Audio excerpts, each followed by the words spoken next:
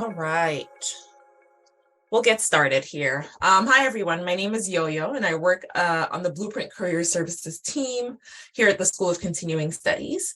And I have the pleasure and privilege to host this Blueprint Industry Insights conversation today, where I'll be chatting with our panelists about trends in digital media and entertainment industry, their personal experiences working in this industry, and to gather some insights and advice for you to use in your own career journey.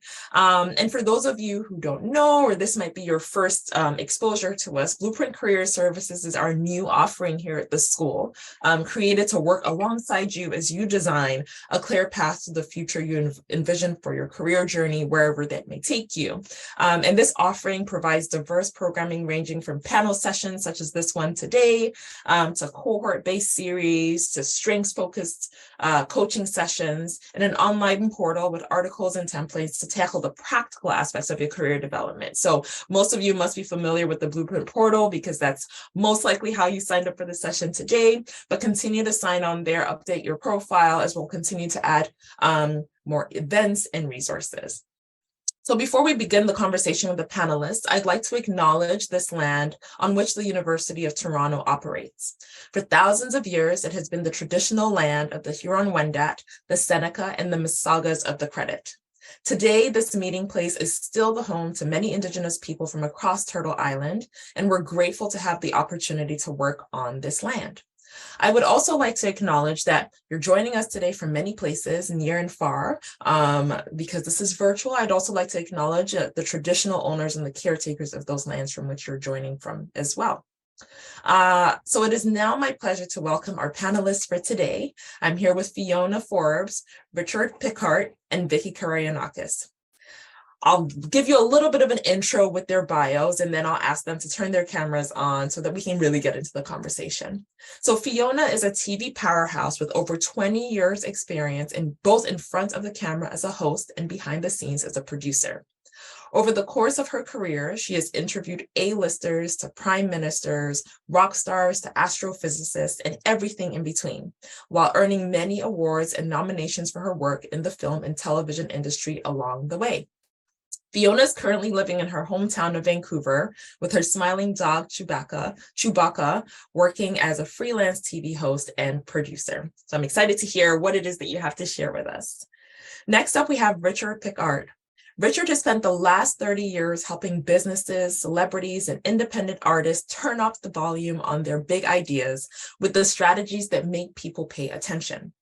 Richard connects the dots between brand vision and consumer interests using the industry's best tactics and principles to create high-value opportunities for clients.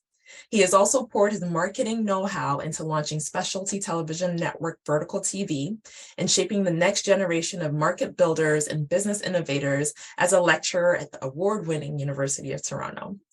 And last but not least, Vicky Karayanakis. Vicky is a performance marketer who has helped hundreds of brands drive revenue and new customer acquisition, including brands such as Subaru, Intuit, Panasonic, Cineplex, SickKids, and Scotiabank.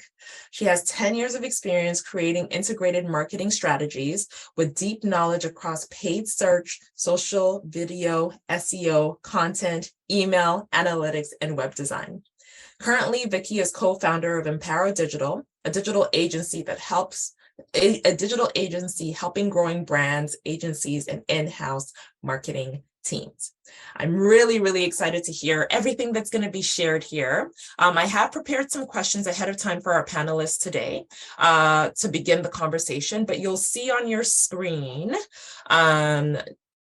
a Q&A function. So if you just hover down below on your screen, you'll see that function. You're welcome to submit questions during the moderated part of this event, and I will allow ample time to ask the panelists some of those questions submitted by the attendees. So you're welcome to continue submitting or start submitting your questions immediately they come up for you. But I will start with the questions that I have prepared myself. So I'm going to actually ask the panelists to turn your cameras on now, so we can see your lovely faces. There we go. All right. So I'll begin with my questions. Before we get started into some of the questions deeper, I would like to ask, we've heard your bios and we've heard what you currently do. Is this what you always wanted to do? And how did you determine this was the direction you wanted to go? And I will start with Richard because you've unmuted yourself. Well, good afternoon, everybody, and it's my pleasure to be here. Thanks for having me, Yo-Yo. Where do you start? I went to school for civil engineering. Like I wanted to build something, and I went through my course, and I graduated, did really well, I think 96, 97%, and did great. I never worked a day in the civil engineering space. I just simply did my homework and I got grades for it. Then I spent like 20 years in the entertainment space as an artist manager, focusing on my skills of being detail oriented and project driven and so forth, and produced records and casted movies and did all sorts of stuff and had some success there. And that led me into agency work and tumbling forward towards where I am today as a consultant. So the question about, is this what I always wanted to do? I'm your typical Gen X kid. I didn't know what I wanted to do. I needed to stay occupied so my Jamaican mother would not find reasons to interact with me negatively. My biggest value was learning from others and doing what I was doing at the time well.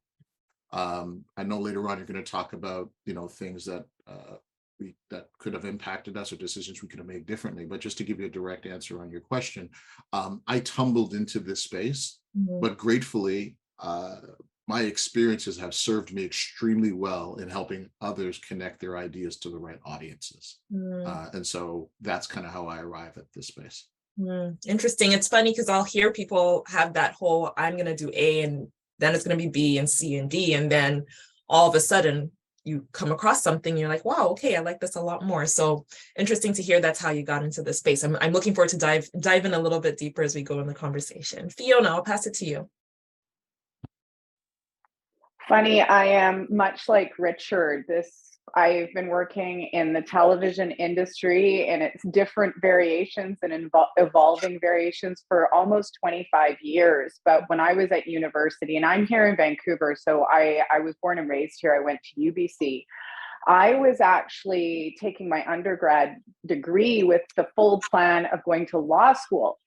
And my dad was, he passed away years ago, but he was a very successful lawyer, but he was also a theater actor and director.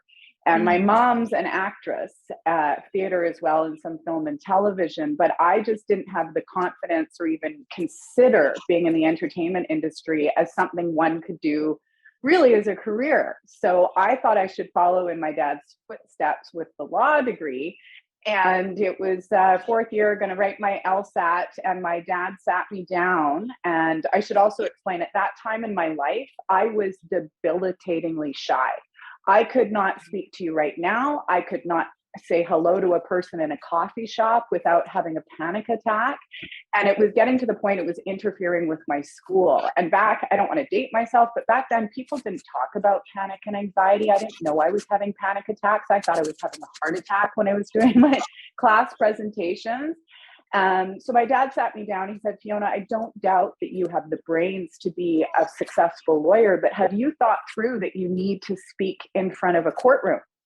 And I'm a smart person, but I don't think I'd really thought that through. And so my dad suggested to me that, go ahead with your studies. We'll just, keep on forging along, but why not take a part-time broadcasting course or acting course at night as an exercise to get over my fear of public speaking? So my first class went to this little night school class at a high school near my house. And my dad asked me after, he said, how was that? I said, it was great. There was a posting for an audition. And back then a posting was actually a sign on a post. And there was an audition to host a television show. And my dad, with his acting background, he said, well, an audition is the worst case of nerves most human beings will encounter. So why don't you go to the audition as the other exercise to get over your fear of public speaking. So I went to the audition, not even really looking at the description of the job, because that's not why I was there. It was just an exercise for me. And halfway through the audition, I'll never forget it, I sneezed. And up until that moment, I was so nervous. I was like, hello, I'm Fiona, like a robot, but I sneezed. So I thought I blew the audition, and I guess I started being myself, my authentic self that everybody says you should be on TV. And I was like, oh, well, I sneezed. I guess I blew this. Well, a week later, I was hosting a 1-hour talk show, and I had no idea what I was doing. And I was awful. And I'm so thankful the internet didn't exist then, but I found my passion, like the adrenaline I had being on set of a television show. It was like, I just needed more and more and more. And I was so scared to tell my dad I didn't want to go to law school. But when I did, he said, great, let's get the ball rolling and get you into broadcasting. It was because he knew me better than I knew myself at the time. And he was pushing me in the direction that he thought I might have better success. And Dad was right. Completed my degree, but then that's when I shifted into the entertainment business, ended up in front of the camera, which is something I thought I could never do. And here I am almost 25 years later doing the same thing. I still get nervous because it's normal. And when I teach people on camera and I do media training, nerves are normal. You just have to learn how to manage them and challenge them. And that was the best advice I ever got. So if there's anything I can do to pass along advice to people who want to get into this industry, I always say, just give me a call. My DMs are open. I was there. I know how you feel. But it was purely, like I said, like Richard, tumbled into it by accident. Yeah, talk about tumbling. Yeah, what an interesting way to someone said a life-changing sneeze in the chat. And that's really it. I'll pass it over to Vicky. For sure. In my past, I actually knew in high school that I did want to go into marketing. But we say marketing now, and it's like the biggest umbrella term ever, because now it means like a million different things. So at that time, I was like, yeah, I know what I want to do. And then turns out I had no clue, like really where in marketing I wanted to go. And so I went to university, and I was participating in this thing called Canada's Next Top Ad Exec. And actually facilitated a guest speaker called Tyler Calder, who teaches here as well. And he did this great guest lecture on digital marketing, search, social, which at the time was like mind blowing for me, because that was just when digital marketing was like getting scooped into the conversation. Like, and then people were still talking about TV and billboards and like all that stuff. So him even telling me that I could run ads on like Google or Facebook, I was like, wow, that's what I want to do. And that's what I interacted with, right? As like someone in university, that's what was actually hitting me. And so out of university, I was applying to a bunch of different stuff, but then I saw that his agency was hiring. So I wrote this whole note about how his guest lecture like impacted me and how badly I want to work there. He would never have remembered me ever. Like I was just a face listening, but I don't know, they picked it up and I got an interview. It kind of went from there. And when I did start at the agency, I was just going to be in client services, like big picture, managing the portfolio of services. And then later on, that same person, Tyler Calder, ended up being my manager and convinced me to go from breadth to depth. And go into like paid media specifically. And that's where I started to get a lot more hands-on skills and realized I liked the doing just as much, if not sometimes more so than the strategy. And so that was kind of my pivot, in that I thought I would just be like making those big marketing campaigns, coming up with a big idea, but I like understanding how that becomes feet that hit the ground afterwards. Yeah, so from all of you, it's sounding like, yes, either this was kind of what you thought you wanted to do or totally fell into it. But a lot of it required getting to know yourself, getting to know what you liked, your skills, your strengths, what you didn't like, and helping you kind of navigate your way into where you are now. So it's a big thing, at least I'm taking from what you're saying. And so my next question, because you've all been in the industry to some extent, based on your experience, your observations of the industry, what are key trends you think attendees should be aware of?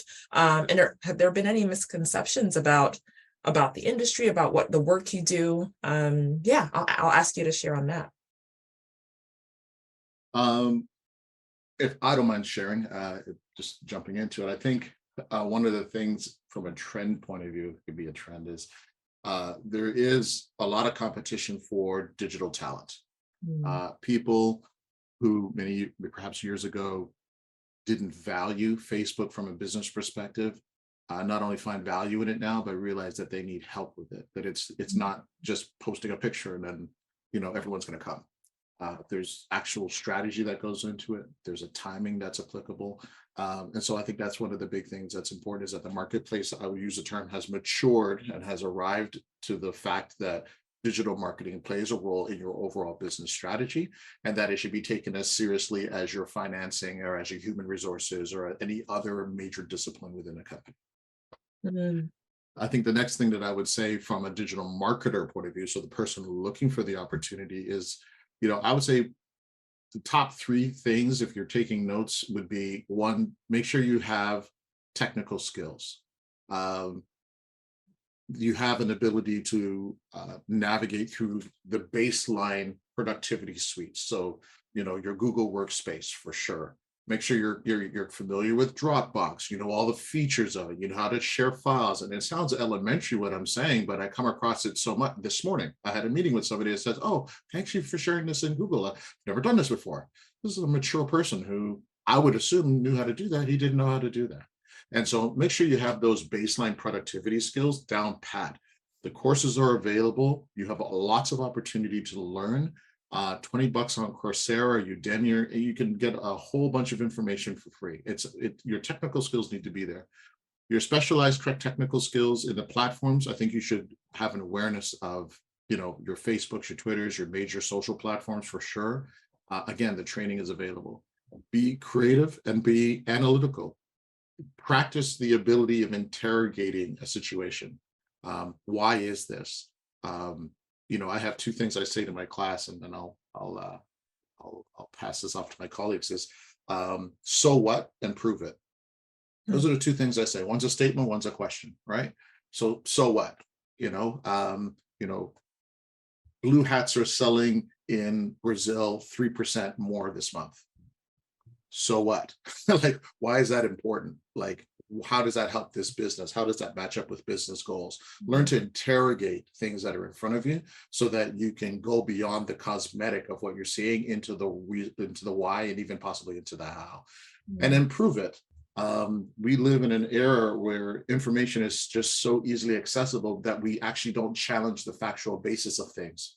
And so we as marketers, and just generally as a practice in life, need to build the muscle of validating what you are saying or validating what you're consuming, and not just kind of be at the whim of the writer's pen that you see on screen, but you actually have cross-referenced what you see and can stand on some reasonable basis of fact that what you're reading or what you're viewing is factual, is helpful, and can be radiated out to your audiences or to your clients. And so there's lots of other things that I could probably say. I'll leave some space, of course, for my friends, but those are the things that come top of mind for me. Thank you. Vicky, you're unmuted. I think one of the things with digital media that's become kind of a stereotype is that we do everything from a data-driven perspective. And it is true that one of the biggest benefits of digital media is that you have so much data to make really educated, strategic decisions. However, you want to kind of avoid being put into this box of someone who only makes decisions when you have an ocean full of data behind you, because that's where you lose your creativity, and that's where you fall behind other people or brands that are early adopters of great things. Like back in the day, there was a conversation where people would be like, why should I invest in digital media? Like, why do I keep doing? Now, no one would ask that question, right? Because we've come a long way, and the people who adopted digital early probably benefited very heavily. Same thing, people are like, well, this TikTok thing is going to go away. No, it definitely didn't. So now it's a big part of a lot of people's marketing strategies. And the early adopters like kind of reap the benefits of that. So still take a data-driven approach when you have the luxury of data, but don't fall into the trap of only doing things that you are familiar with or that other people have proven to be tried and true, like in depth. Proactivity and creativity mixed with, yeah. I heard some of that in what Richard was saying too. And I can jump in there real quick. Key trends from my end of the entertainment industry. Trends aren't always positive. So one trend is the downsizing of terrestrial television. As we all know, fewer and fewer people have cable television, so fewer and fewer eyeballs on what we knew as TV. But the other trend is, jumping off of Vicky's point, is the upswing of social channels where you can actually do the same thing. And that'll bring me to misconceptions as well, because the biggest misconception about what I do, and I feel so blessed, lucky, privileged, all those things about what I do, is that it's glitz and glam or that it's easy. The changes in the 25 years I've been in this business, when I started, someone like me would, just for an example, this weekend I was covering the red carpets, the Whistler Film Festival. Back in the day, I would have had an army of producers prepping me and people and hair and makeup. Now it's me and a PR person, and that's it. Your prep work and what you do behind the scenes is probably 80% of my job. People see the fun stuff, but it's all about behind the scenes and people like me. Whereas when I started in this business, TV host was the one job you did, and that's what you were hired for, and that's what you do. Now people want you to be able to shoot, edit, and be what they call a multi-skilled journalist. But that's a fancy way of saying we've downsized 4 jobs into one, and we only have the budget to hire one person. So that person has to be able to do a multitude of things. So we'll talk more about it after, but it's all about what I call staying relevant in your lane.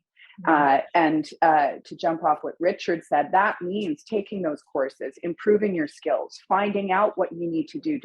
Is TikTok applicable to what I do? Do I need to jump on there?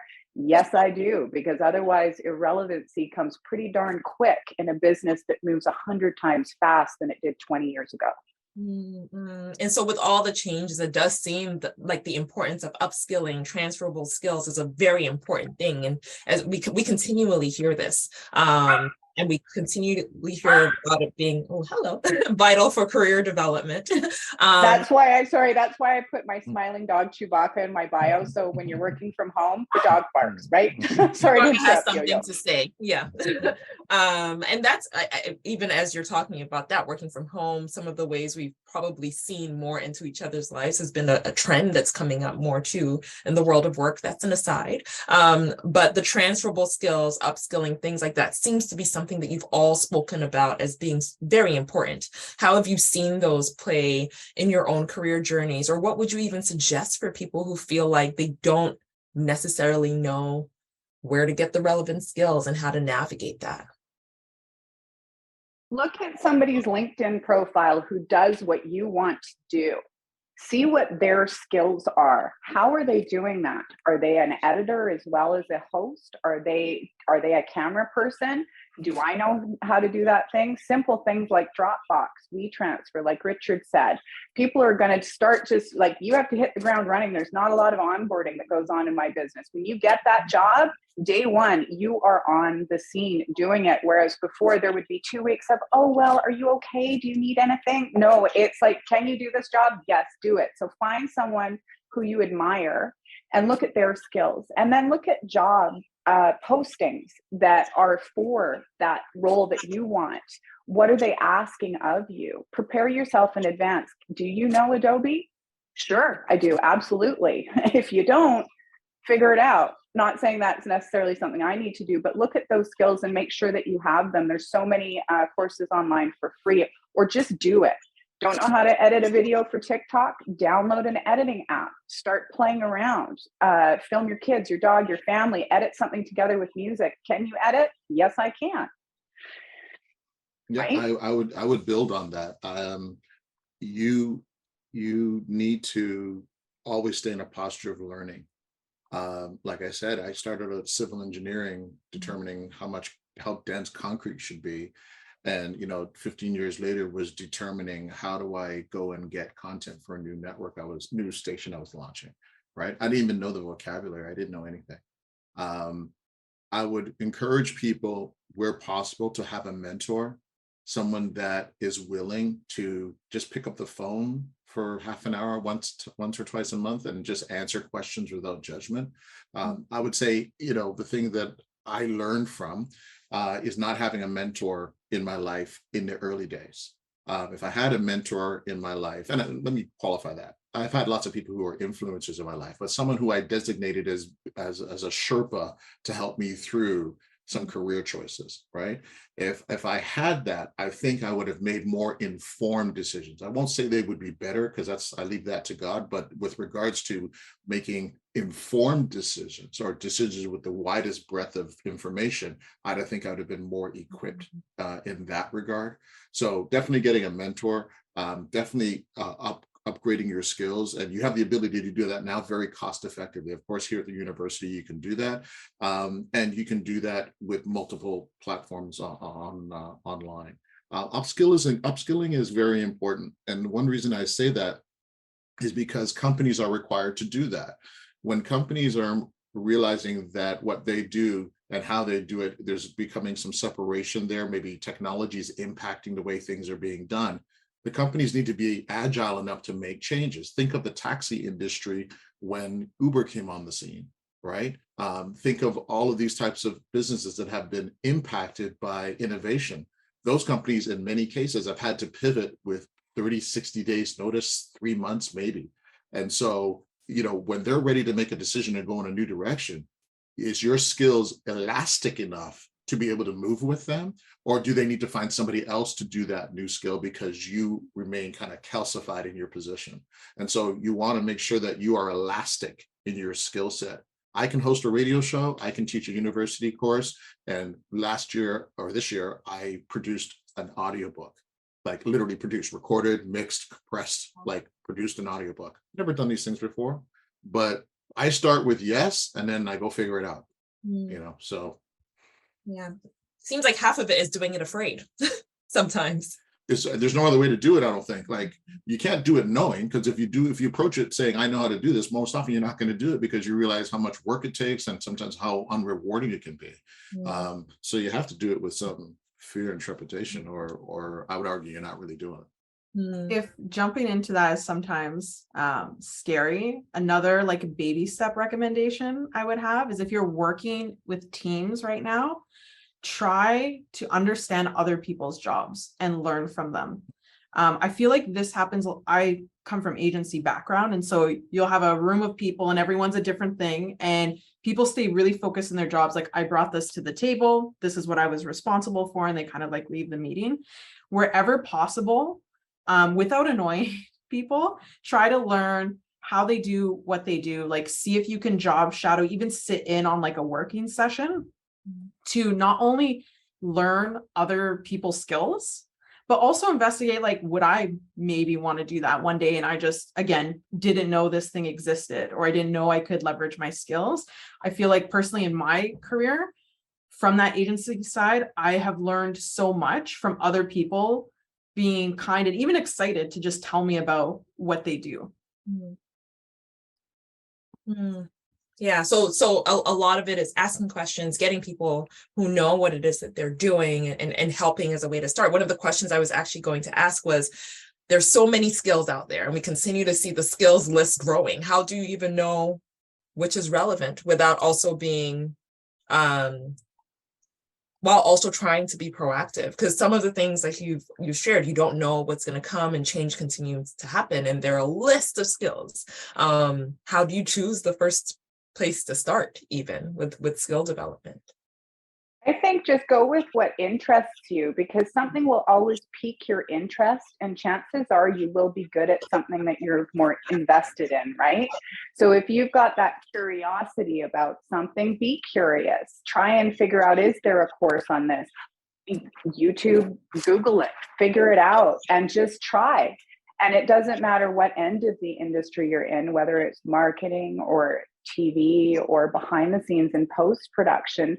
Do you like editing? Did you pick up that or download that app and try it? You think you like it? Well, go one step further. Maybe not an app, maybe take an editing course, because content is king. Doesn't matter where that content's going to land, whether it's on TikTok, on TV, or wherever it lands on the internet. People are always going to be consuming content. So if you're interested in the entertainment industry, there's so many avenues that you could take and find those skills. And maybe you're not that great at this one, but you kind of want to try that one. Just try it. You can't go wrong improving your skills. You can't. It's always going to be a win. And we're not all good at everything, but we can try and see what happens.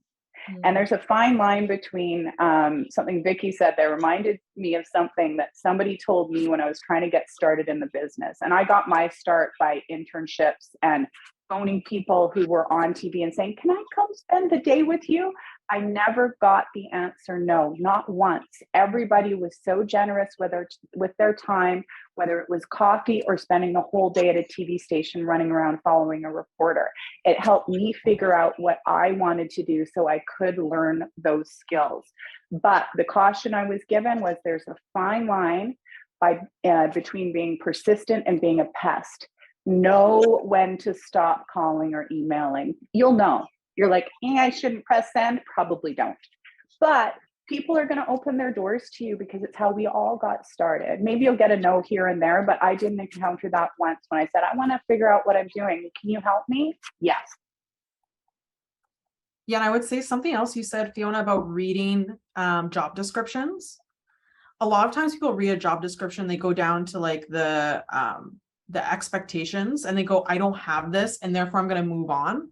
But what I would say is look at the different things that they're requiring you to have experience in and see which ones you could get easily and like mid to hard level. Like, for example, if they're asking you to have experience with web design or content or ads, like today, you can create your own free account for Google Ads, Facebook ads, Google Analytics. You can set up faux campaigns and ads to gain that experience. In fact, one of the campaign managers, probably the best one that I hired, she didn't have experience and sent me a faux search campaign for the agency I was at and ads that she had written. You can create your own website and write content. You can get like a Canva. You don't even have to be in Photoshop nowadays, right? You can get a Canva and start designing creative assets really easily. To not only gain experience, but to actually have something tangible that you have produced to bring to an interview or to basically send someone. And to be honest, if someone had created a tangible thing and showed me that at the interview, that shows me even more about their capabilities than someone who just said, yeah, I've ran a campaign at another agency, but I don't know how well or how to go, that kind of thing. So proof.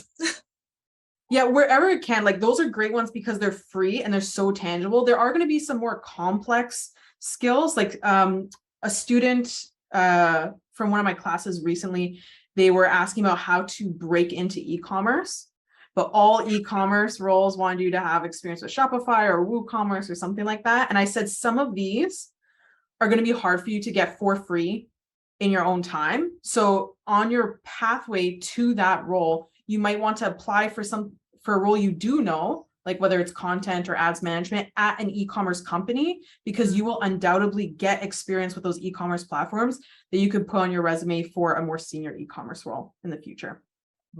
Right. And that's that exposure, kind of what people are saying. When you're in there, you're exposed, you get to just learn a little bit more too while you're in there, learning almost by osmosis, even though that does sound passive, but learning and having that exposure. Yeah. Yeah. Awesome. I just wanted to confirm, I know, Richard, you want to share your screen. I want to confirm that we're able to make that happen. Yeah, I see share screen, so I can do that. I just wanted to show the attendees something that might be a little inspirational.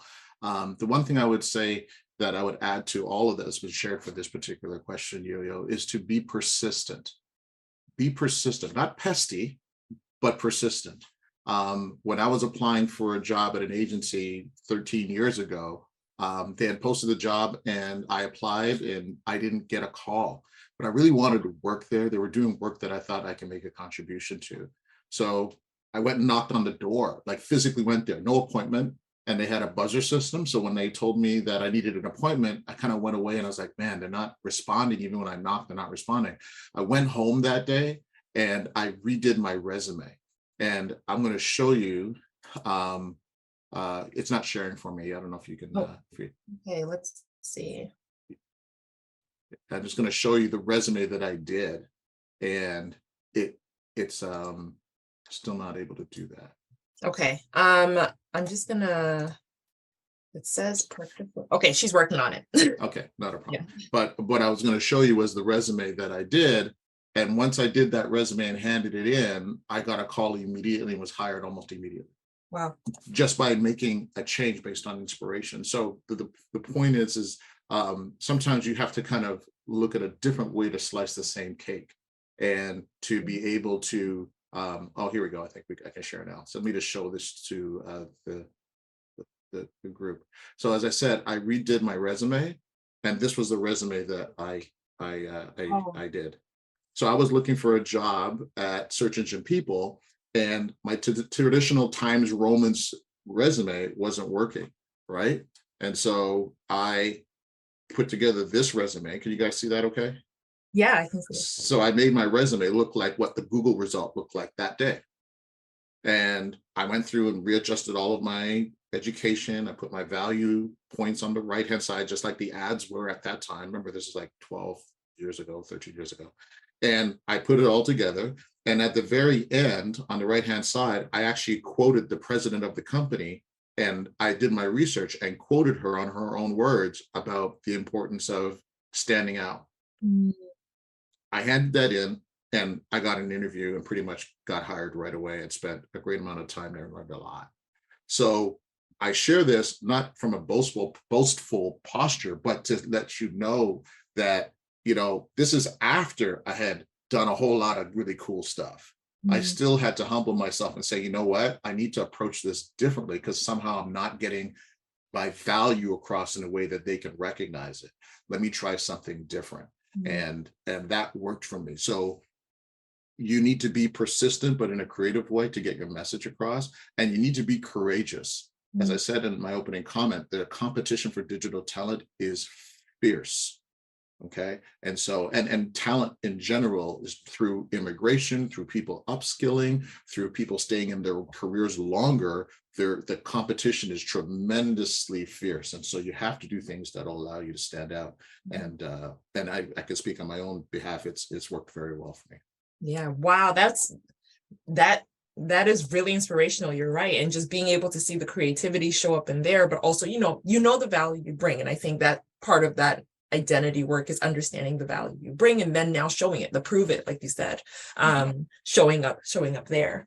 I'm going to switch a little bit to the idea, and just to throw that into the audience as well. Feel free to keep sending in your questions. I'll address them in a few minutes here. Some of us a lot of us fear failure. So with being courageous, failure can also sometimes be a result of that. And we might see changes, in particular, unexpected changes or pivots as failure. What strategies have you used in moments of uncertainty in your career journey so far? And what do you suggest people use? How do they go about that? What would you suggest? I can jump on that one, because there's nothing I was more scared of. Well, I didn't even know what was going to happen, so I can't say it was a fear that I had, but it's a constant fear in the industry of television that you are going to be downsized. The first time that happened to me, and it was a pivot by the station, I hosted breakfast television when it launched here in Vancouver, and that was 20 years ago. And when it started, our tagline was "Wake Up Laughing." My co-host and I we were together as a co-hosting team for 17 years, and we were known for being funny. We were headhunted by Moses Znaimer. He was on my bucket list. I want to work for Moses Znaimer someday. And there it was, the job, my dream job. We had it for 2 years before we could feel the station changing, and they were making a pivot to news. So when I was let go, it was on the cover of the newspaper the next day. And some of our audience might be saying, "What's a newspaper?" Well, it would be like trending on Twitter for the wrong reasons. But it was very humbling for me, and it terrified me, because how embarrassing. Oh my God, I'm never going to work again. Oh, there we go. He's got his newspaper there. So Richard This is a newspaper of the same vintage. But you can either be embarrassed or terrified of that. I'm not going to lie, I hid for a couple of weeks at home because I was mortified. But guess what? It was free advertising that I was a free agent, and they let my co-host go a couple of weeks later. It was part of their strategy to divide and conquer because they wanted him to quit out of anger so he wouldn't get his buyout. The TV industry is kind of ugly sometimes, but you know that going in. Look what happened to Lisa LaFlamme. But times have changed and people aren't as cruel anymore, at least I hope so. But then all of a sudden, the co-hosting duo was up for grabs. Guess what? Within 2 weeks, we were headhunted by another station. We were put on a retainer, which means we got paid for 6 months because they had to wait till the other host contracts expired because they respected them, but they wanted to seamlessly put us in. So it worked in my favor and I learned from that. Then I went back to the other channel I worked with for probably another 10 years after that with the same co-host. But in 2017, they didn't just downsize, they actually shut the station down. How do you pivot from that? They didn't just shut it down, they turned the channel off. That's how much this industry is changing.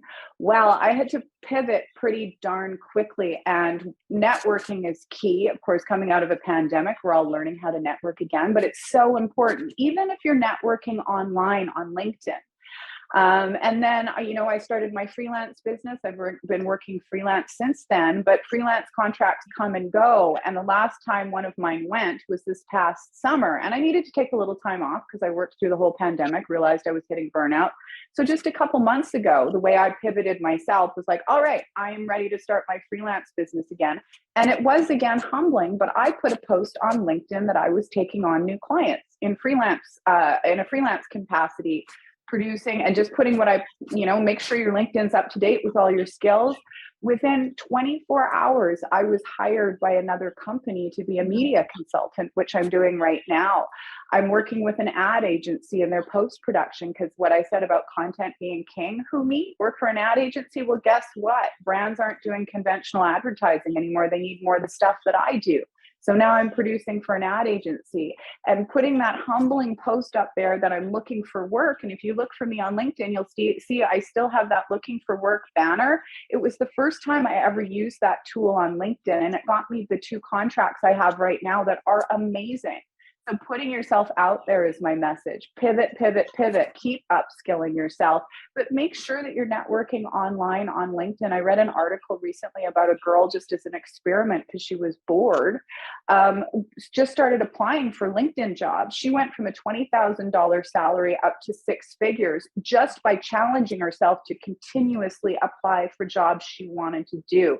So LinkedIn is a great tool. Social media is a great tool, but be out there and keep in mind that your social media is like your resume. Want to have one with your party pictures? Have a private one. Have one that's putting your professional face forward. So when people look for you, and it's where I look when I'm hiring freelance talent, make sure that it's on brand for what you want to do. Wow. I look Importance at of agility. I look at failure like road signs. Mm. When we've all been on a road trip. So if we were getting in the car and driving from the Toronto area to Windsor or, from Vancouver to Kelowna, like you would look at the road signs and get an indication that you're moving towards the goal. Failure doesn't feel good, whether failure is manifested as losing your job or losing a client or losing money, whatever the case is, it doesn't feel good. We're just not engineered to fail, but failure is part of the recipe of success. It's part of the journey towards success. Most scores in baseball are made on singles and bunts and errors. They're not made on home runs. And so we have to posture ourselves and say, failure is part of the process. I tell people all the time, hurry up and start failing. Hurry up and start doing what you want to do and start screwing it up as quickly as you can so you can get past that part and get into the part where you're able to use that experience to actually build upon it. If you're looking to not fail, go buy a lottery ticket.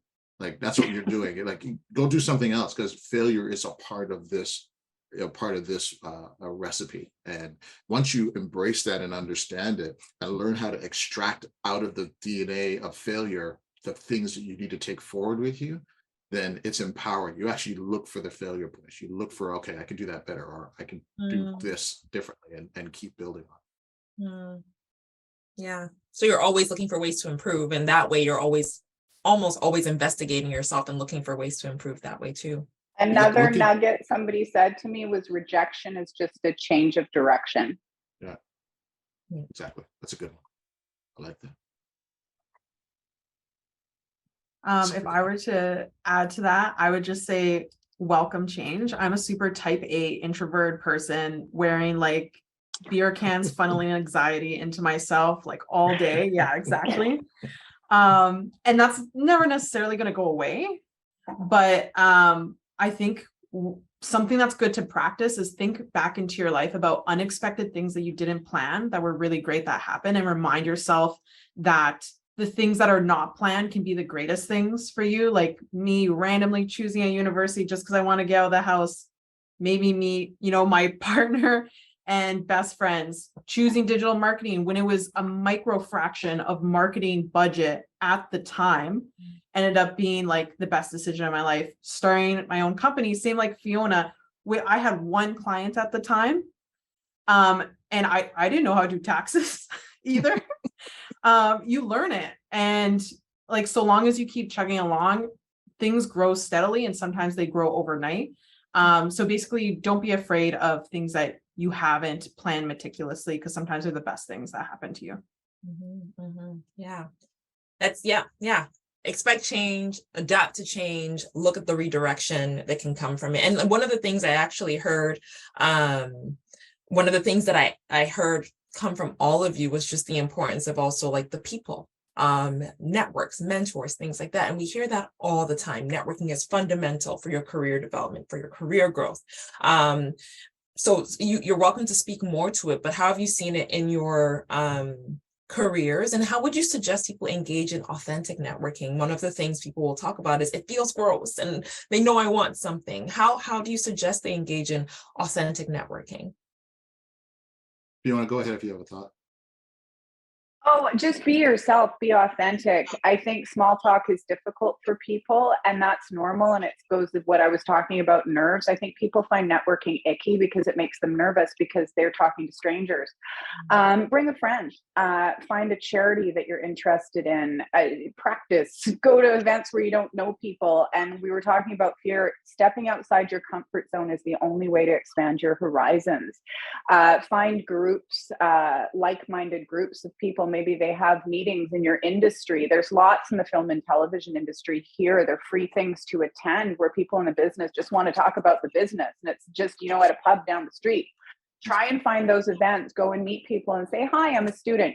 And don't say, hi, I'm just a student. There's no such thing. You're demoting yourself immediately. You're a student who wants to learn. I want to get into this business. How did you get into this business? Just make a list of questions if you get nervous at those things, of questions you want to ask people you admire, and just do it. And you'll be nervous and it'll feel kind of weird at first, but who knows? You might meet friends. You might get a job. And if you stay at home, probably not going to happen. I would say in terms of networking, I guess there's two types of networking. Networking to find new acquaintances, and then there's networking to work the list you already have or the phone book you already have. So to meet new people, what I often try and do is posture myself to have actually a genuine interest in them. So I don't approach people with, what can I get from this lady with the glasses? She looks important. No, like this is not what it's about. It's the whole farmer's theory, right? You sow, then reap. You don't reap from a field you haven't sown into. And so for me, I look to see, hey, my name is Richard Picard. This is what I do. Tell me a little about yourself. And is there any way that I can help you? Like, I'm not looking to take out of that exchange first. I'm looking to put into it first. So that's the one thing that I would add. And then on the other side of it, with relationships you already have, cultivate them. Cultivate them, turn the soil in those relationships. I've known Vicky for years. I check on her online from time to time. I've invited her to speak at my class before.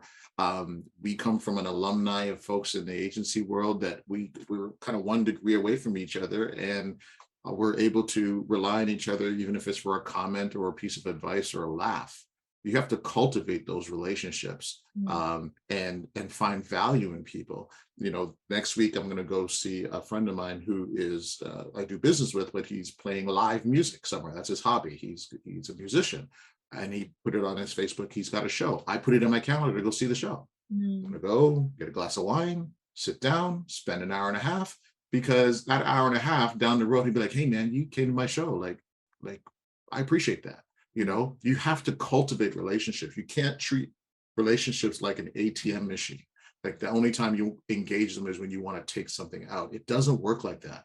And you'll quickly find that people don't want to deal with you if every time they engage you, you're looking to draw down from them as opposed to sow into them. It's very quickly identified, and people will cut you off very quickly if they feel like that's what you're about. So I would say position your mind and your heart towards sowing into people and having a genuine posture to help people, and you'll find that comes back. Yeah, so really the mutually beneficial relationships, and something that stands out too is for most people you already have some version of a network, you know someone already, and so fostering that as a way to get into. I wouldn't say mutual. I didn't use that word, so I don't want to adopt that term. Fair. Although I understand the sentiment that you have. Yeah.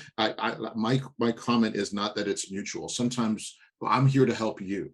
If I get helped along the way, then that's a bonus. But I start with, how can I help you? Because I think when you approach it with the mutual thing is, I'm going to help you to the degree that I need something from you. So now you're in a negotiation with somebody who's not even negotiating with you. Right. Right. And so for me, it's like, I'm going to try and help you, even if it's a kind word or a referral or some sort of aid that I can provide. And it creates a type of social debt where down the road, that I am qualified now to say, hey, you know what? I'm trying to get in touch with a journalist or a broadcast professional in Vancouver. Do you know anybody? Yeah, I can. Yeah, my friend Fiona, I don't know what she does, but I think she's in the business. Let me hook you up. Like, it just becomes that type of social capital that you can leverage. But you got to sow before you reap, in my book. I would say also to Fiona's point, not downplaying yourself, but sometimes just being real with what you're struggling with, because I feel like everyone on this call right now, and so many people I know, have been in really hard situations that they wish they had a person. And the minute you tell them, hey, I'm really struggling if I should take this job or how I should gain these skills, if you tell them, they will sympathize and empathize with what you're going with, and they'll actually want to help you. So it's good, like Richard said, where you can give, but there's a lot of people who just do want to give back in a way that they wish they had help back when they were in that situation. And then the other thing is, there's of course networking that you can do kind of within your industry. Definitely make close relationships with your coworkers, go to events, but I would say also make sure other people, the board game group that you visit, the soccer team that you play with, knows what you do. Because I can't tell you how many times people who are not related to my industry at all have found out what I do and say, hey, I actually have a cousin who needs help. Or like, I know this other company, like my best friend is hiring. Would you be interested in this? Because networking doesn't just come from the little pool of fish that you're constantly engaged with. It can come from anyone in your life. So even if you're really scared to see new people, go to events, also think who's already in just like my circle of the familiar, that it would be good to talk to and see if they know anyone who has opportunities as well. Tapping to where you already have some version of a network. Yeah. Nice. Okay. I had all my questions that I prepared answered. I'm going to give myself a break here. And I see a couple questions have come in. And so I'll just read this first one out that came. Please provide 3 top hard skills for media types of software, technical writing, of companies, and also how the digital marketing fit in the media. And just a note here, they said, English is my 3rd language. Is this an issue if I want to get into digital media marketing, media agency? Is there a bias about it? I would say for the second question, it won't, depending on what you want to do. Like there is going to come a time where maybe you want to do ad copywriting. And so you want to make sure that you can write kind of fluently or use even like hip slang and like Facebook stuff or whatever. But for the most part, the technical skills don't really depend on that. It's about navigating a user interface of whether it's Facebook or like Canva or Google Analytics. So I don't think that should hold you back at all. And I don't think that that's going to be the number one thing that people are looking for the majority of the jobs that are in that realm. And even for on air, I recently, because I do media training, I had a student who I was training, and English is her second language. Her dream is to be on television. And to me, her English is beautiful. Perhaps not perfect from a grammatical standpoint, but we had many conversations about people don't judge you for that. We live in a country where people come from so many different places, and accent or English not being your first language, I would never judge somebody or look down. I would engage with them and talk to them. And I met her probably 5 years ago. She just got her dream job hosting a television show on actual TV. These jobs are like a needle in a haystack. She started last week, and I've never been so proud of somebody, because I think, even 10, 15 years ago, people would have said, no, your English has to be perfect. She is the person for this job, and she nailed it. She got her dream job. So don't let that stand in the way of your dreams. Just keep on moving forward and improving your skills, and you'll find your dream job and land it. But just make sure, and she didn't just train with me, she was improving her editing skills, her camera skills, and she got that gig on her own merit, and now she's on camera. Thanks. Ongoing training. Richard, did you have something? I just want to make sure I got that first. No, I don't want to. I want to leave as much room for people to ask questions. So my colleagues have tackled that very well. Yeah. Awesome. There's another question that came in here. Hi, everyone. Thanks for sharing your knowledge and time with us. In the past 4 months, I've narrowed down my career path options down to 2: digital marketing and entrepreneurship. I'm now certain that I will pursue the latter, but I truly believe the former has incredible value. So they feel like digital marketing has incredible value add for budding entrepreneurs. How can entrepreneurs leverage digital marketing with respect to opportunity identification, market validation, and promotion? I'm happy to ask that again if you need clarity. I can tackle that. I mean, first thing is, hey, Alex, this is a mouthful of a question, so I'm going to try my best to parse it. The first thing is you can be both. Both can be true. You can be in digital marketing and be an entrepreneur. Vicky's a digital marketer. She's an entrepreneur. Same with me. So I don't think you have to decide to be this or that. You can be both quite well. The next thing I would say is how to leverage digital marketing with respect to opportunity identification, market validation, and promotion. Digital marketing is a fantastic tool to do research.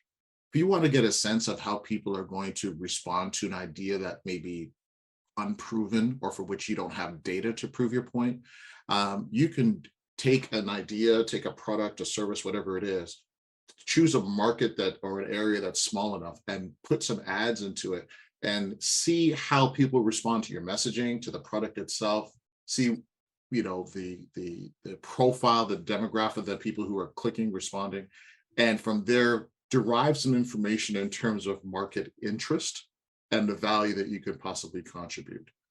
As you learn from that, you can now begin to scale that out a little bit, making the appropriate adjustments so that you're constantly sharpening the edge of your campaign or sharpening the product that you're making, because sometimes it requires you to change your product or service so that you can actually get it in front of the right people and that you're actually solving a problem, right? The one thing that I would say from a marketing perspective that you should be able to do is answer 4 key questions. And the first question is, who are you?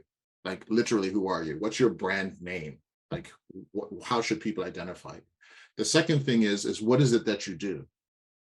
Like literally, what is the problem that you solve for people, right? The third question is, what is it that you do that's different than other people who do what you do? So who are your competitors? What makes you different? You have Church's Chicken, you have Mary Brown's Chicken, you have Kentucky Fried Chicken, you have Church's Chicken, Joy, you have all these chicken places. They're all different. They all have their unique position in the marketplace. But at the end of the day, it's chicken. Find out what makes you different from the people that make you that do the same thing you do. And then the last thing I would say is, why should people trust you?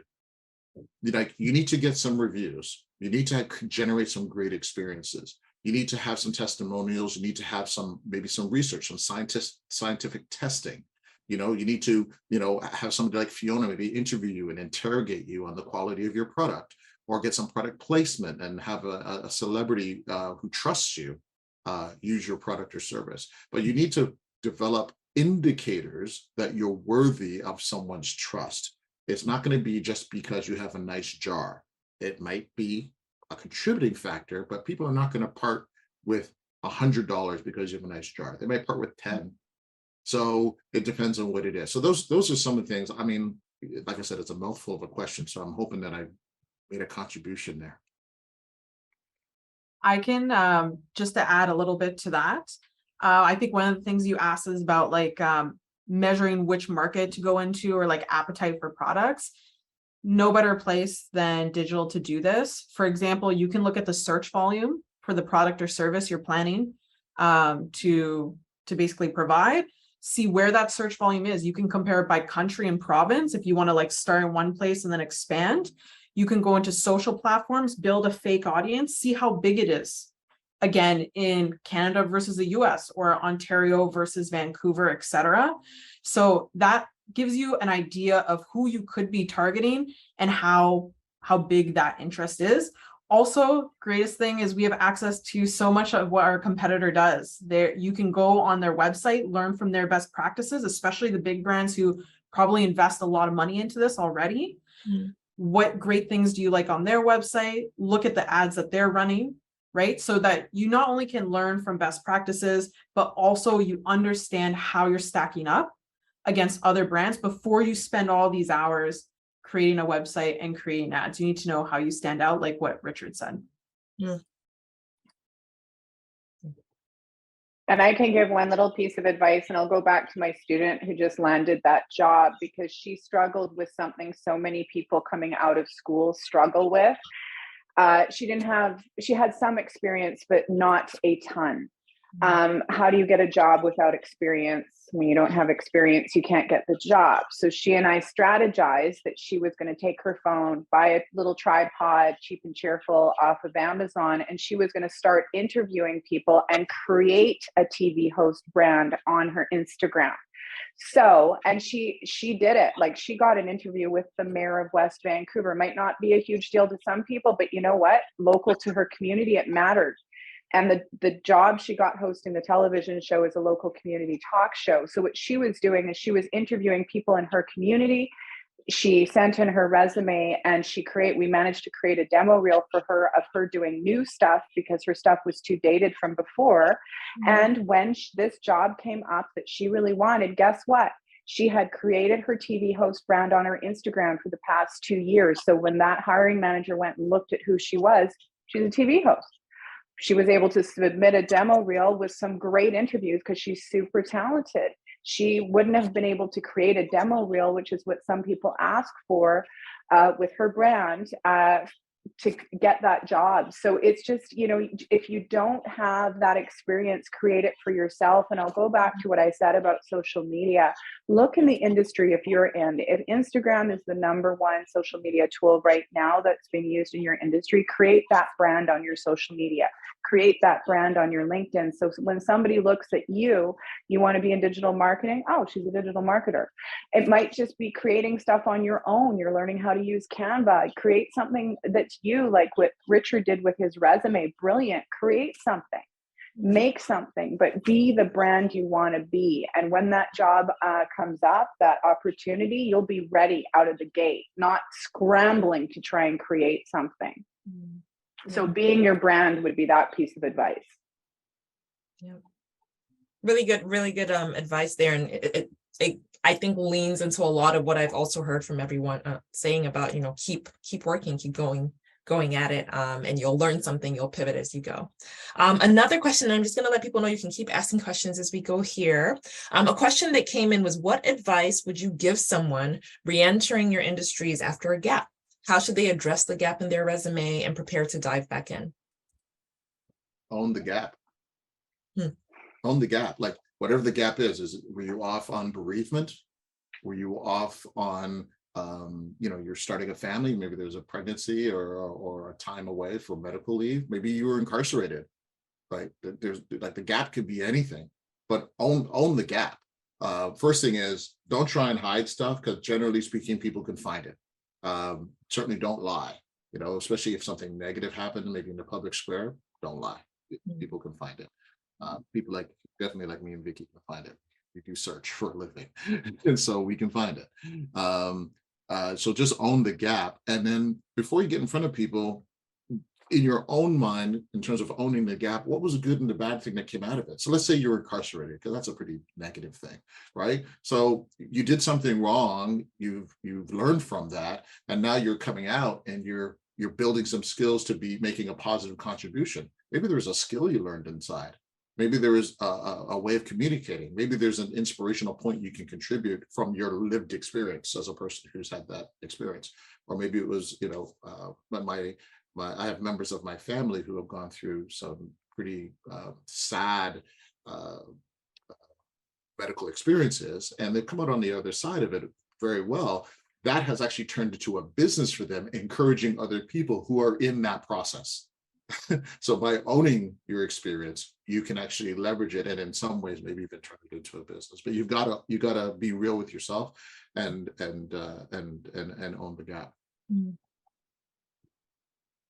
I recently had somebody apply for a little freelance gig, and I looked at their LinkedIn, and exactly what Richard said. It was a young woman, and it's completely normal to travel after you graduate. For her gap year, as we used to call it, she just had living life, and she had the date, and she said she was traveling, but she did it like a little job description, the country she went to, what she learned from each country, what her takeaway was from, and like Richard said, she was owning the gap. I thought, brilliant.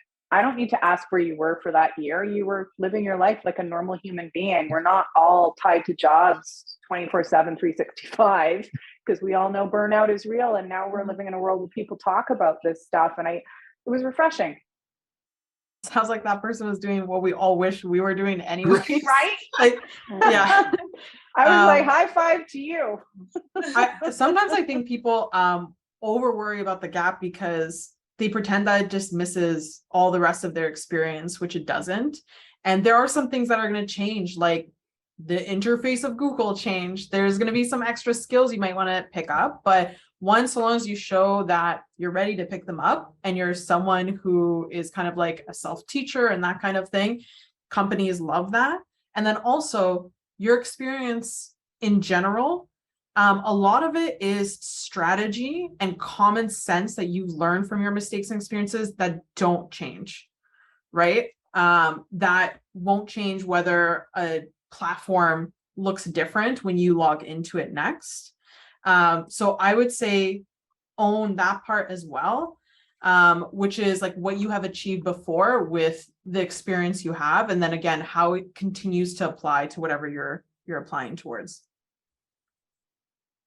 And that's a very good point about, some things don't change. Yes, you might need to update, but they are lived experiences and experiences that you had that are still relevant regardless of when.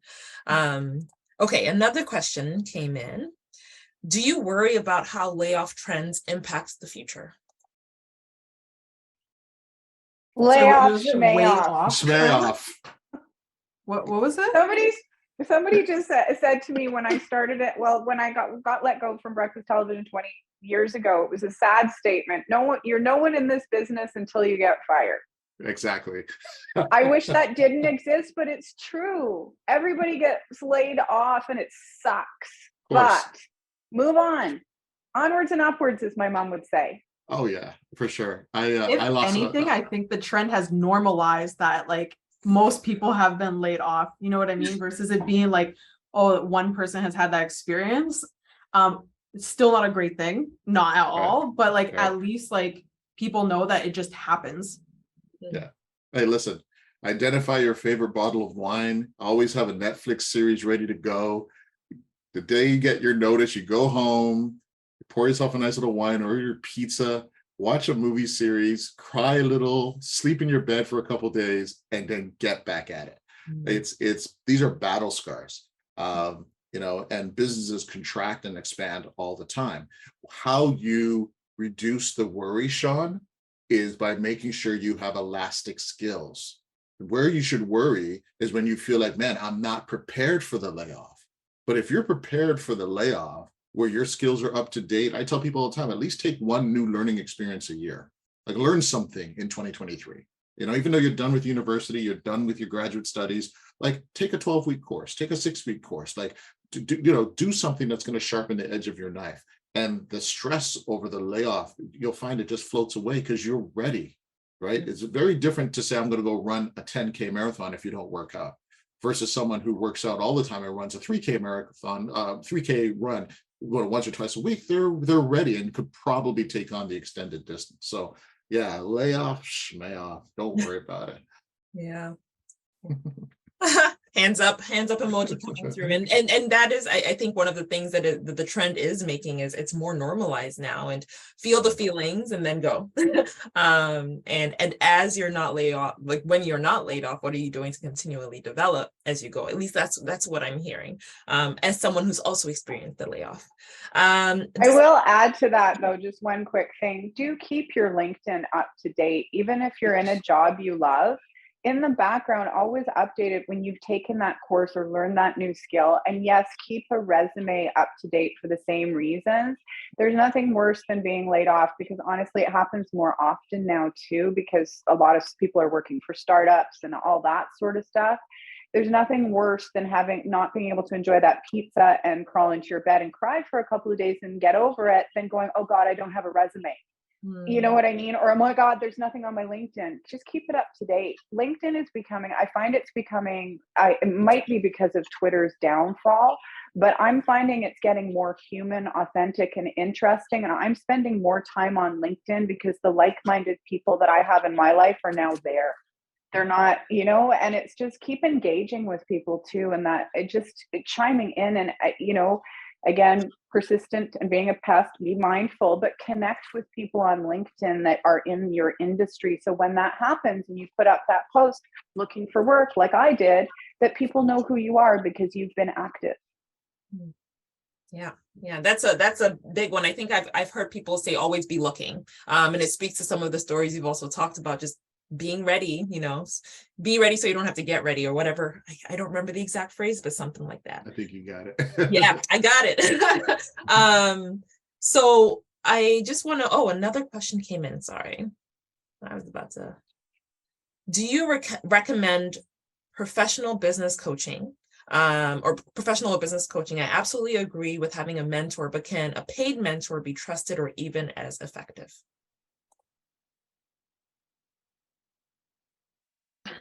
First thing is, good mentors are free. Like someone who believes in you and is willing to sow into you are not going to ask you for money. Now, you can't take all their time, but they're not going to charge you money. However, once you get compassed on where you want to go, and you may feel that you don't have the leadership skills or the management skills or the operational skills, just like taking a course or doing anything else, perhaps someone who's a mentor in that area can help you avoid some of the pitfalls. And for that, they may require you to pay them. That's a consultant. I'm a consultant, right? And so I have clients who I don't do anything for them except they call me to ask me questions, and I answer their questions or go seek out the answer. And so doing it when you have a direction, I think, could be a good investment. Doing it when you are not quite sure you want to go may deplete whatever limited resources you have, especially if you're in between jobs. So it's an answer that kind of falls on both sides for me. I would agree with everything Richard said. I also think, there could be people very capable, but a business coach comes down to the actual person themselves. Like, to say someone's a business coach, everyone is completely different, right? So that person might have some good advice. They might have really bad advice because, again, we don't know what their experience is. So to Richard's point, I would first try to invest in the people that you have around you or could potentially connect with for free as well. Because also, if they help you, there's no reason for them to make you feel worse or like that you have more problems than you actually have, kind of thing. Because again, they're doing this out of their own free will. I echo all of that because it seems like everybody is a coach of some sort on social media these days. Really Right. dive deep, ask for their resume. You're hiring them, they are Right. working for you. Right. You can have a pre-interview with them, a Zoom call to make sure you connect because you need a personal connection. And maybe a business coach is good for some people, but it might not be right for everyone. I often suggest, because I know somebody who's very good. There's a woman who works here in Vancouver that she does professional resume services, not just resumes. She actually interviews you for a whole hour so she hears from you. And she's so good at it that even when I had my resume done by her, it surprised me what she came back with because she recognized skills that I have that I didn't know I had. And, she sends you a rough draft first and you're like, well, this is me. Something like that could serve you better and not be as expensive. Some coaching services can have outrageous pricing, but again, I would just hammer on the point that they're working for you, you're hiring them, and feel free to interview them to make sure it's a match so that you're with somebody who's going to be in your business and point you in the right direction and not a waste of money because they're expensive. I would add to that, sorry to prolong this, Yo-Yo. I would add to that, if you're interviewing somebody, take somebody with you. Take somebody that you trust. If you're interviewing, let's say you're trying to get a new accountant and you don't know about accounting, but you need a new accountant. Well, ask a friend who's solid in financial services and stuff to join you on the conversation so they can aid you in interrogating this person to make sure they're the right fit. Your friend is going to fall off, but at least you have some validation in the decisions that you're making. There's no reason for you to do things alone in this world. And so of certain things alone in this world. And so, definitely if you have people around you that can help you, absolutely. No question. That's a good point. I'm quietly taking my little notes over here as well. Another question came in. Could you please share your best podcast related to job hunting? Oh man, I haven't looked for a job in 20 I years. will give you the woman because she's wonderful. The one I was just talking about. Does she do a podcast? I'm not sure she does a formal podcast, but she does give nuggets of advice on her Instagram. I should put her name in the chat. Her company is called Style 9 to 5, but I find her resources on her website so helpful because she's done this for years. So a simple question like, should I connect with a hiring manager on LinkedIn? You can do a search on her website. I don't think she does a podcast that doesn't quite answer your question, but it's a great resource for looking for work. And it's called Style 9 to 5 because she originally started in the fashion business, but she does it for everybody. 9 to 5. Yeah, I don't know about job hunting because I haven't, thankfully had to do that for a while. So I don't know of any job hunting related podcasts. Yeah, sorry. I don't want to look it up on Google and pretend like I knew it all the time. So I'll just tell you, I don't know, but ask around, talk to some HR professionals. If you have some folks in your world that are in the HR space, they may have some podcasts or some things that may be resourceful. Sorry about that, anonymous attendee. I'm in the same boat with you, Richard. This is a close to job podcast that I'm in a part of right now. Yeah, but I'm sure there are podcasts out there. You know what? I can give you something else. I've pulled out 2 books that I keep on my bookshelf that you could read. One is Purple Cow by Seth Godin. I've had this book. It came out in 2002. I bought it when it came out. It doesn't leave my bookshelf. This is going to help you recognize difference in products, services, and how to be remarkable. Must have. And for people who are in client services, The Art of Client Service. This is going to teach you how to treat clients and what clients expect from you so that you can actually deliver value and make sure that for the money that you're being paid, that you're offering value and they will keep you, and why they don't keep you. Why do you get fired? And that type of thing. The Art of Client Service. And you don't have to be in client services to have that. As long as you're serving people, this is really well. So I don't have a podcast, but I got 2 books for you. If you do an audiobook, it might feel podcasty. So there might be an audiobook version. That's actually very, very good recommendation. Very good point. Now my computer is doing weird things. Okay, there we go. A question came up. How about digital marketing podcasts or accounts to follow? Oh, geez. Let me see here.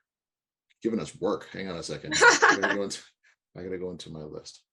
I'll find something. For now, Well, definitely follow our panelists. Yeah, yeah. You I know think what? it kind of depends on like Yeah.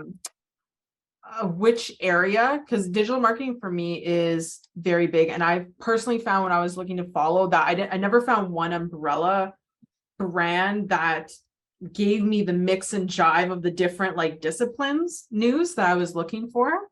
So I typically follow different things depending specifically, like for example, if I'm looking to do stuff with ads that I'm looking to follow, I might follow the actual platforms themselves because they post a lot of case studies and everything new right there. For like SEO, like Search Engine Journal and SEMrush always have stuff going on. So it kind of depends on what you're looking at. And I guess that would be my recommendation, rather than I'm going to follow 5 people and they're going to be 5 like overhead marketing type of companies. I would say follow 5, each one deep in a discipline that align to the marketing you're trying to digest. And another useful tool, I'm obviously not really in the digital marketing world, but for me as a TV host, I started hashtagging all my Instagram posts with TV host and producer a few years ago. And the amount of like-minded people who followed me and I follow back because of that. I've met people who are you have internet friends you've never met, TV hosts from all over North America that do what I do, and I see what they do, and it gives me ideas. It's an interesting way of networking. So you could do the same thing for digital marketing as well, just to make your social media more useful. And on LinkedIn too, or whatever social media platforms you use, hashtag the industry that you're in, because it will draw your posts to them and vice versa. Really good insight. Yeah, and I see a few things in the chat too. Yeah, try to make a contribution. I love it. You contributed a lot already. Oh yeah, Moz is a great one. I would also suggest just on LinkedIn, at least following our panelists. If you have any follow-up questions for them, that's a good way to go as well. We have about 7 minutes left, and I actually have a question that I want to ask to kind of wrap it up, especially because it looks like we've answered all the Q&A coming up. We've had really good conversation. I've enjoyed hearing all the insights. So thank you for the awesome questions from the audience. I'd love to know what you're most excited about when it comes to the future of digital media and entertainment.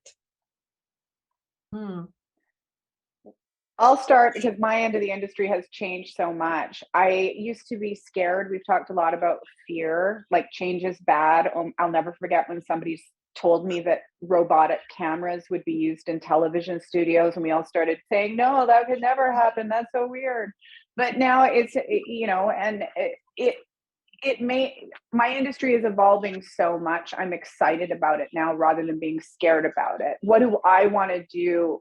What's happening tomorrow? What's happening next week? I follow those people on LinkedIn. I'm following the trends to make sure that I'm up to date and finding out what I'm excited about. I'm excited to see how it all plays out. Will people go? Some television shows are doing really well on actual TV. Will there be an upswing in that? Will there be more places for people like me, as people are having news fatigue and they want more lifestyle content, which is what I do.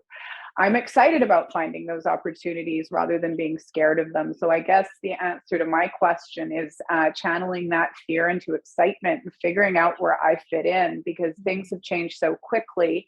I'm old enough to remember when Napster was a thing. Oh my gosh, people will never stream music. What do you mean this tiny little iPod will be our record collection? No, I'll never do that. Don't be that person that says this will never happen, because I remember when Netflix launched actual streaming instead of their little DVD vending machines. No one will ever stream content. That's silly. Don't be the naysayer. Figure out what that change is. What does that mean to you and you in your world, in your end of the business, and embrace it. Learn, be curious. I like that. Sorry, go ahead, Vicki, please. I have two things. One, and we've already seen this trend, but it's only going to get larger and larger. I love how accessible different tools are to people. That's why I can be in my pajamas and launch a Facebook campaign today if I wanted to. You know what I mean? It's not that it's so inaccessible that only one person who's done years of experience can do it, and they have to be in a certain like building or something like that. I'm excited for that to grow more in that, like, creatively. There's stuff like Canva and stock video. People are creating videos without even needing, you know, special studio equipment, or you have a huge actor, like, especially for small businesses, they're able to really scrappily get up content, images, videos, and that kind of thing. So I'm excited as more technology comes out that allows us to produce the things that we're envisioning in our head even easier, without very expensive like technology, etc. And then I'm excited that more and more of the voice gets pushed with the consumer.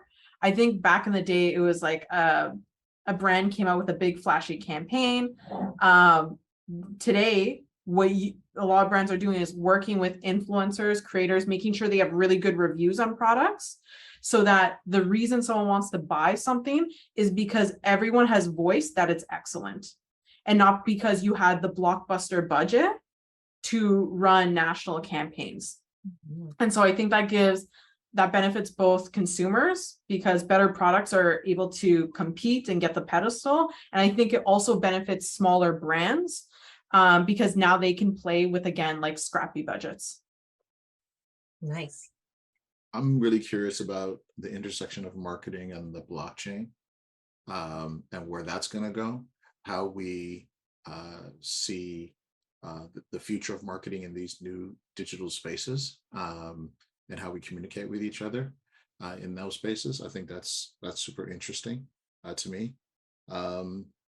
Yeah, I'm everything else I don't have a curiosity about, because it's kind of here in some sort of form, so it's accessible to me. But the thing that's furthest away from my confidence level, I would say, is Web3, NFTs, crypto marketing, how it all kind of sloshes in the same bucket, and how, for me as an ideas guy, how do I leverage that for my clients or even for myself? So Right. I remain curious about that.